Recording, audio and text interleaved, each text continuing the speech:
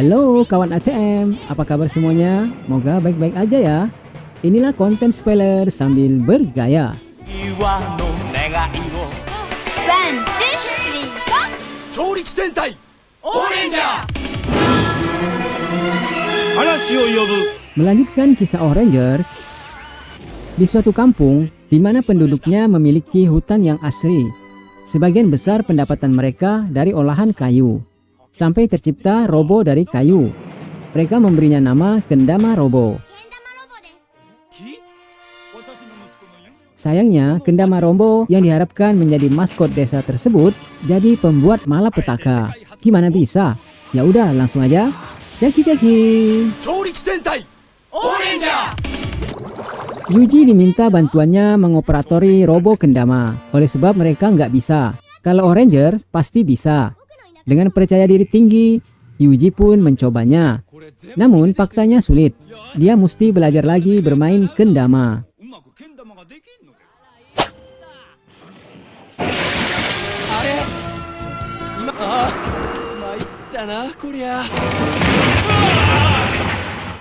Dulu semasa kecil nggak sempat bermain beginian. Taunya bermain lato-lato doang. Setelah berlatih keras, akhirnya Yuji yakin bisa mengendalikan robo kendama. Besoknya dia berangkat, siap mengendarai kendama robo.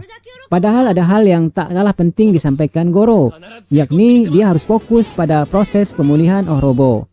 Dibantu bocil-bocil, mereka minta sekali ini saja. Yuji bantu menjalankan kendama robo. Warga pengen lihat hasil karya mereka bisa nyata bergerak. Nggak tanggung-tanggung, proses pembuatannya memakan waktu 7 tahun. Akhirnya, Goro pun mengizinkan.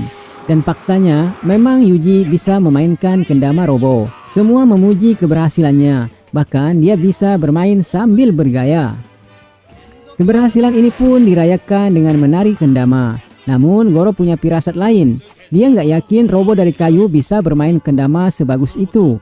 Yuji mengatakan dia memang lihai. Tak lama setelah Goro meminta Yuji keluar, Ratu Hysterier pun muncul. Dia perintahkan para kendama jalankan rencana mereka. Lalu Oblu diikat sampai dia lepas dari kostum Orangers.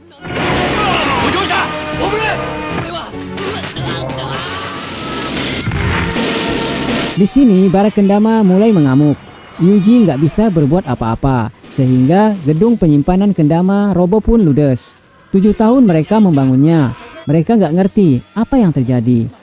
Sebetulnya malam sebelum kendama robo siap dioperasikan Yuji, Baronaya yang dipimpin Ratu Hysterier datang, lalu mengganti kendama robo dengan mesin jubara kendama.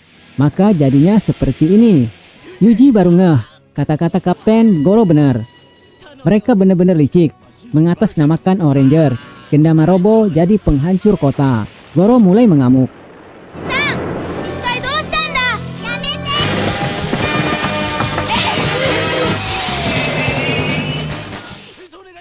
Ohrat minta dikirim Red Panzer. Cara pengirimannya luar biasa, dengan cara ditembakkan. Red Panzer nggak bisa berbuat banyak, sebab Yuji masih jadi sandera. Kemudian Oranger yang lain kepikir untuk menggunakan kendama robo yang asli guna melawan bara kendama. Kendama robo pun ditemukan, lalu mereka meminta bara kendama digiring menuju kendama robo. Ratu Hysterier mengira Oranger kabur, lalu tiba-tiba tali bola kendama mengikat kaki bara kendama. Dia pun jatuh. Red Panzer punya kesempatan memukulnya. Lalu Orangers dan Pink menolong Yuji. Dengan demikian, Red Panzer bisa bergaya menghabisi kendama gadungan ini.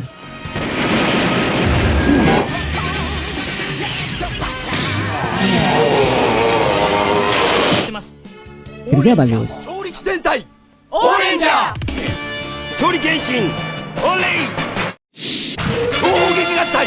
Suasana riang dan gembira mewarnai hari-hari Red Panzer dan robo. Mereka melakukan banyak hal bersama. Kerja bagus. Hasilnya Oranger sudah kembali 100% sembuh. Semua pada bergembira. Di lain sisi, Baronaya juga menciptakan bola super. Dia nggak saja bisa menggelinding, namun bisa berubah bentuk menjadi monster. Dia adalah Baraju Madilo.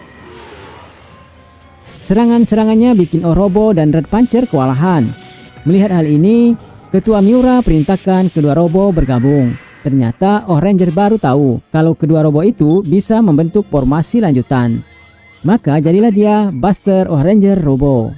Namun faktanya, kedua robo itu nggak bisa menyatukan diri. Ini dikarenakan chip memori Red Panzer untuk bisa bergabung hilang. Sejenak mereka kabur dahulu. Rangers melakukan penyusuran kejadian. Maka dari Miko-chan didapat info, chip itu ditemukan seorang penziarah. Rangers pun bergegas mencari bocah yang dimaksud. Di luar pengetahuan mereka, Kocha menguntit pembicaraan mereka. Akhirnya Ranger berhasil menemukan rumah Satoru, anak yang menemukan memori Red Panzer. Satoru mendengar ada yang hendak mengambil balik memori itu, coba kabur. Di luar rumahnya, pasukan Baronaya telah mengepungnya. Jeritan Satoru menjadikan Ranger tahu dia dalam situasi gawat. Rangers pun menolong Satoru.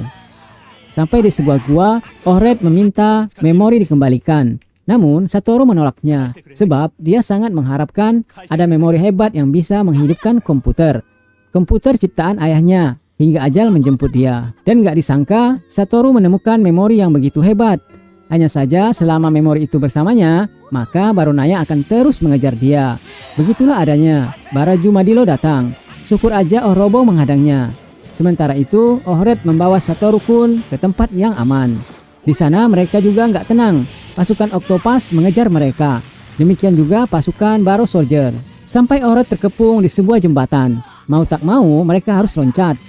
Di bawah sana Kaisar Baksun telah menunggu. Dia nggak akan membiarkan memori itu sampai ke tangan Red Panzer. Lalu komputer kesayangan Satoru pun dihancurkan.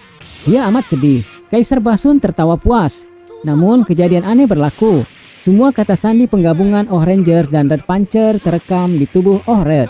Dengan demikian, Ketua Miura bisa meneruskan program itu pada Red Panzer. Proses penggabungan dua robo pun terjadi. Inilah robo baru bernama Buster Ranger Robo.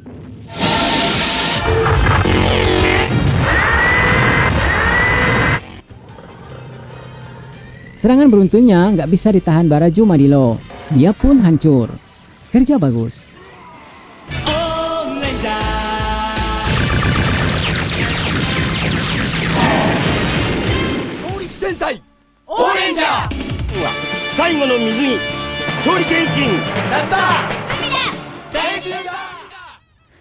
Pagi ini Rangers menikmati musim panas dengan cara liburan ke pantai. Buldon tiba-tiba jadi senang dengan wanita manusia. Dia dan ayahnya akur-akur aja, tapi tidak dengan Bunda Ratu. Dengan berbagai dalil, Ratu Hysteria mendoktrin pikiran Buldon kalau manusia itu tetap aja makhluk lemah dan bodoh. Yang bikin mereka tampak cantik karena dibalut pakaian doang, selebihnya kosong. Maka dia bertekad akan memanfaatkan sifat lemah manusia, khususnya wanita. Lalu ia mengirim Baraju Clothes.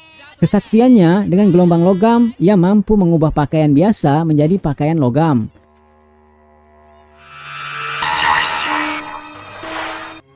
Tidak itu saja, siapa yang terkena sihir logamnya akan berbalik memusuhi manusia. Itulah yang terjadi pada tiga pria Rangers. Mereka jadi garang hendak menerkam Momo. Lalu ketika Momo terkena gelombang logam pula, dia garang hendak menerkam Yuri. Yuri berusaha mengingatkan teman-temannya. Mereka adalah Rangers. Tapi ingatan itu nggak berpengaruh terhadap 4 Rangers. Mereka telah jadi pesuruh Baraju Clothes. Singkatnya, Yuri berhasil kabur. Lalu di dalam hutan, dia mengubah dirinya bak Rainbow. Tekadnya hendak mengembalikan ingatan teman-temannya dahulu.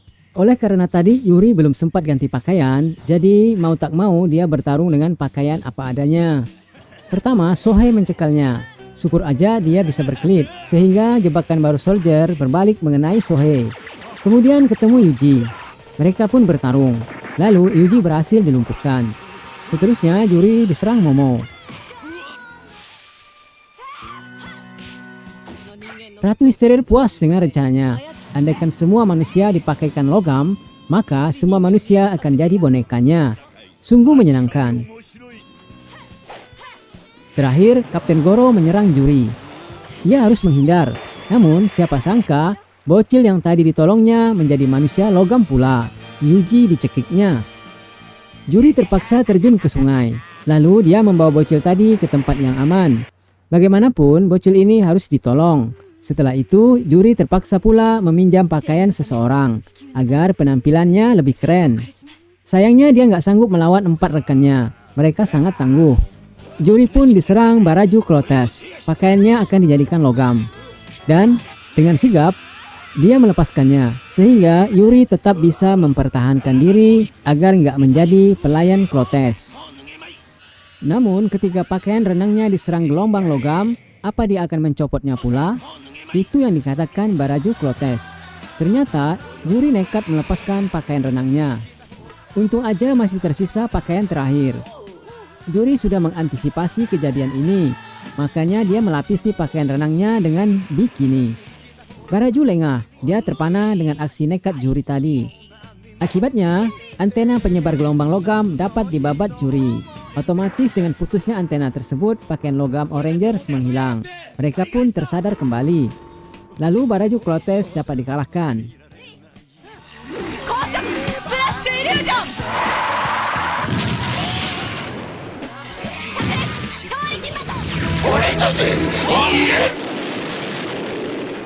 Kerja bagus. ほんと今回は 強力戦隊オレンジャー 第24話笑う懐かしい男 Suatu hari, Oping bersepeda ria.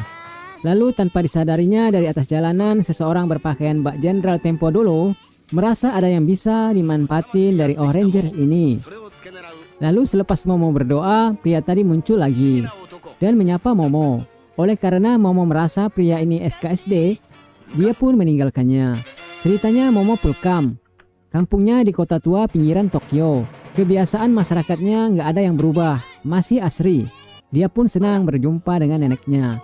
Di tempat lain muncul paman yang biasa menghibur anak-anak dengan pertunjukan gambar. Di balik kebaikannya, ternyata paman itu telah meracuni anak-anak dengan mengubah mereka jadi pengikut Baronaya. Momo pun mengejar mereka, dan ini merupakan jebakan dari pria penjual mainan itu, yang tak lain pria berpakaian prajurit Tempo Doloe. Momo pun dibawa ke masa lampau, di sebuah kota tua. Setelah itu, dia mengenalkan dirinya sebagai Barakaka, yang berarti Baranoaya terkuat dari semua Masinju.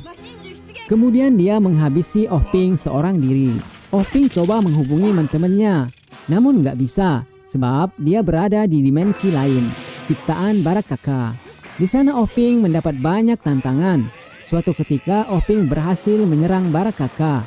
Ketika dia kesakitan sebab gagal menghabisi Oping, kini Oping dapat kembali ke dunia nyata. Dia pun menghubungi temannya. 4 Orangers datang ke toko permen Nenek Momo. Si nenek disekap di suatu tempat. Lalu ketika bebas, dia mengabarkan Momo dalam bahaya.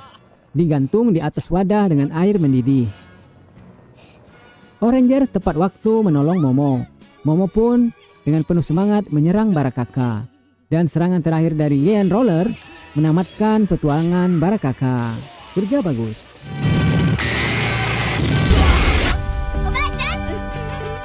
いやー強力戦隊オレンジャー お祭り一発勝負調理 Di sebuah rumah di mana mereka merayakan ultah papa mereka, tiba-tiba bel pintu berbunyi. Setelah dibuka ternyata yang muncul seekor monster, namanya Baraju Hungry. Tentu saja Yutaka kaget banget.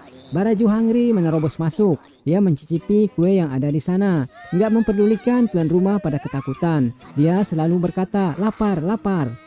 Tidak saja benda lunak, benda keras pun disantapnya. Sampai suatu ketika Pak Susuo berpikir memberinya minuman. Lalu akhirnya Baraju terlelap.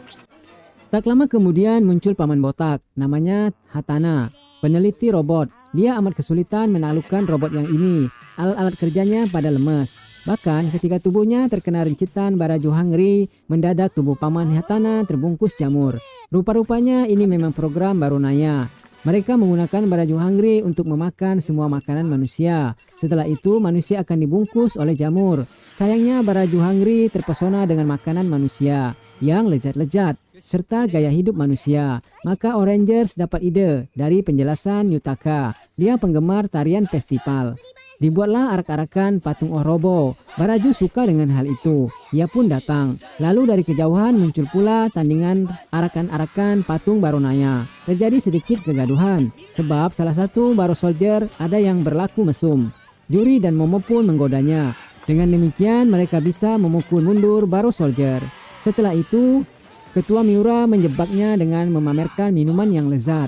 banyak lagi. Sehingga Barajo Hungry tergoda. Dia minum banyak sekali sampai teler. Kesempatan ini dimanfaatkan Orangers untuk mencoba senjata baru, yakni Oke Bazooka. Tembakannya sangat dahsyat. Barajo Hungry dapat dimusnahkan. Bersambung, Nek.